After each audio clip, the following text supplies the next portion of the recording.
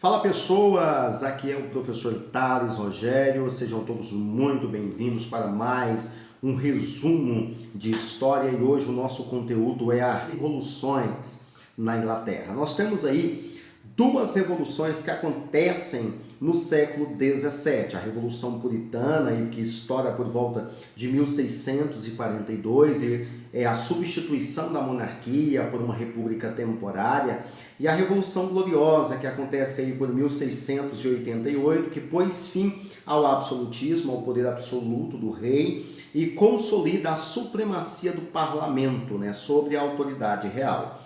Todas essas duas revoluções foram as portas abertas para a expansão do capitalismo e também para o surgimento de uma revolução industrial. Então, vamos aos fatos, como que ocorreram essas revoluções? A dinastia Tudor estava governando na época por volta de 1485 a 1603. A Inglaterra, por volta dessa dinastia, conquistou um notável crescimento econômico. Henrique VIII e Elizabeth I centralizavam o poder, dominaram a nobreza, afastaram-se do Papa, confiscaram terras que pertenciam à Igreja Católica e criaram a Igreja Anglicana e passaram a disputar domínios coloniais com os espanhóis. Essas medidas agradaram a burguesia por um certo tempo. Contudo, Henrique e Elizabeth estimularam a formação de monopólios comerciais, dentre elas nós podemos citar as companhias das Índias Orientais e os mercados aventureiros, e esses monopólios impediam a livre concorrência e sufocavam os artesãos que eram obrigados a pagar mais caro por todos os produtos totalmente necessários para que a sua atividade fosse desenvolvida. Dessa forma, a burguesia se dividiu diante da política monopolista. Enquanto os grandes comerciantes adoraram essa primeira fase, os médios e pequenos comerciantes que faziam parte da pequena burguesia, interessado na livre concorrência, estava totalmente em desfavor e totalmente contra essa nova política. Outra questão que descontentava parte da burguesia eram os privilégios das corporações de ofício que detinham o monopólio à produção de certos artigos. Dentre esses privilégios eram garantidos pelo Tudor a burguesia partidária do mercado livre, que passou a fazer oposição à coroa, e utilizando a Câmara Comum, que era um dos órgãos do parlamento, para lutar pelos seus interesses. Um outro problema que estava em campo era a alta dos preços em expansão, preços do alimento e de matéria-prima, como a lã, que valorizavam as terras. Isso despertou a cobiça dos grandes proprietários, que trataram de aumentar a sua posse por meio do cercamento. Essa prática consistia em ocupar terras coletivas, devolutas ou sobre os quais havia uma posse totalmente precária. Seus efeitos foi a expulsão dos pequenos camponeses e a formação de grandes propriedades, muito dedicados à criação de ovelhas para a produção de lã, que era matéria-prima para a manufatura de tecido. Só que, com a morte da rainha Elizabeth, que ela é chamada de Rainha Virgem, aí por volta de 1603, ela não deixa herdeiros. Com isso, teve início uma nova dinastia, a chamada dinastia Stuart.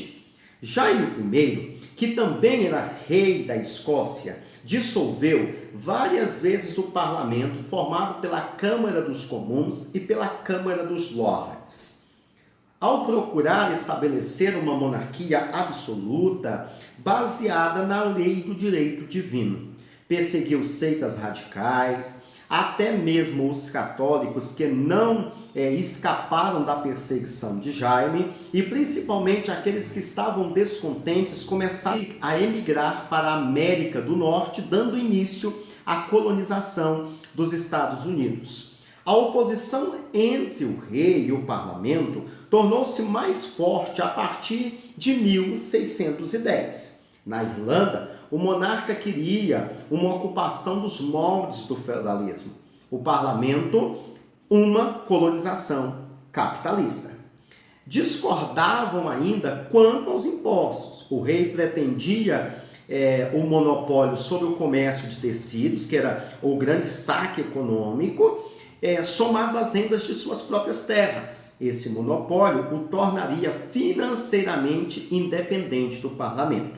Só que com a morte de Jaime I, aí por volta do ano de 1625, Carlos I, que era seu filho, assume o trono.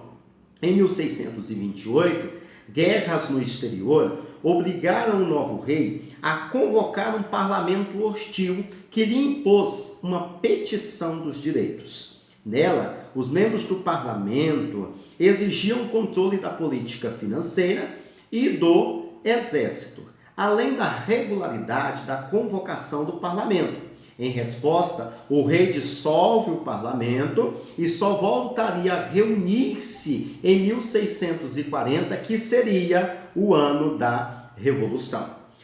Governando sem parlamento, Carlos I apoiou-se da Câmara Estrelada, o tribunal ligado ao Conselho Privado do Rei. Com isso, o rei passou a cobrar antigos impostos caídos em desuso, como a lei Ship Money, instituído em cidades portuárias para combater a pirataria e agora estendido a todo o reino. Ao mesmo tempo, Carlos tentou impor o anglicanismo aos calvinismos escoceses, que logicamente eles invadem o norte da Inglaterra em um processo de rebelião.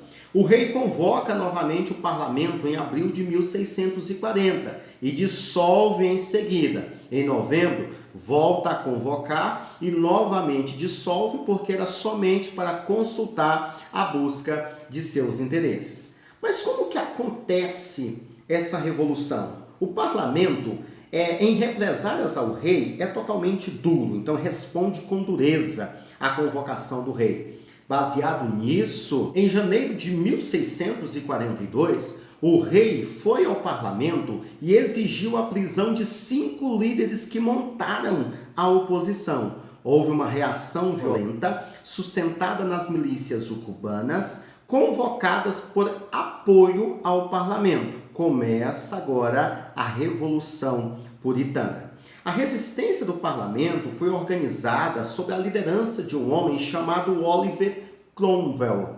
Ele pertencia a uma família de nobres de poucas terras, mas de rígida formação religiosa calvinista. E havia sido eleito para a Câmara dos Comuns em 1640. Sob seu comando, o exército assumiria novo perfil, formado principalmente por camponeses, com apoio da burguesia londrina e da gentry. A maior novidade desse exército era o fato de as posições hierárquicas passarem a ser ocupadas segundo critérios. Com isso, os soldados reorganizados por Cromwell, as cabeças redondas, porque não usavam perucas, foram decisivos na Batalha Final de Naseb, que acontece em 1645. Derrotado, Carlos I se refugiou na Escócia, onde foi preso e vencido pelo parlamento escocês ao parlamento inglês. Carlos I foi decapitado no dia 30 de janeiro de 1649.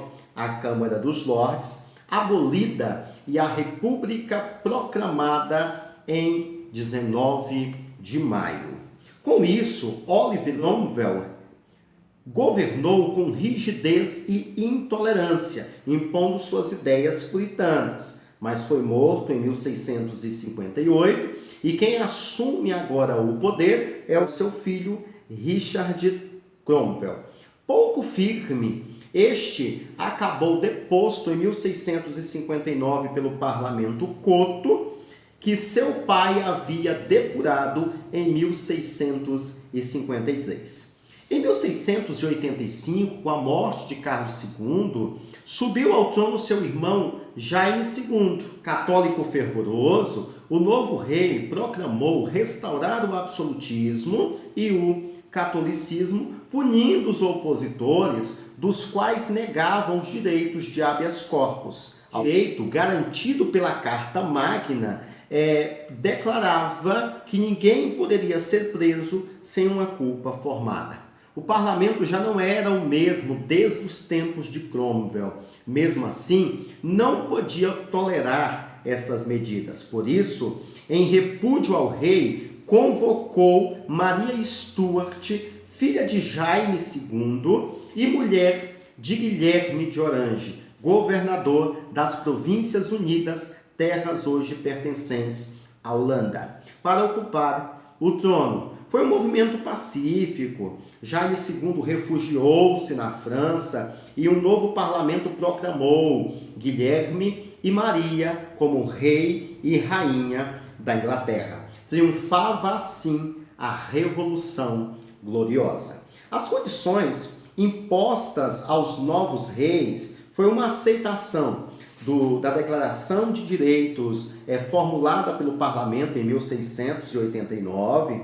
De acordo com ela, o rei não podia cancelar leis parlamentares e também, após a morte do rei, as reuniões parlamentares e as eleições seriam totalmente irregulares.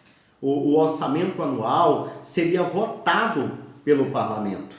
Com isso, trouxe uma nova visão política e econômica para a Inglaterra, e essas eras de revoluções foram decisivas para que houvesse um forte crescimento para o capitalismo e, posteriormente, para novas ideias que nós chamamos de iluministas. Essas ideias iluministas aí vão trazer uma nova visão para a França, para a Inglaterra e principalmente também para uma revolução industrial que favorece agora uma expansão forte do capitalismo. Esse foi mais um resumo de história. Muito obrigado a todos pela companhia. Até a próxima aula.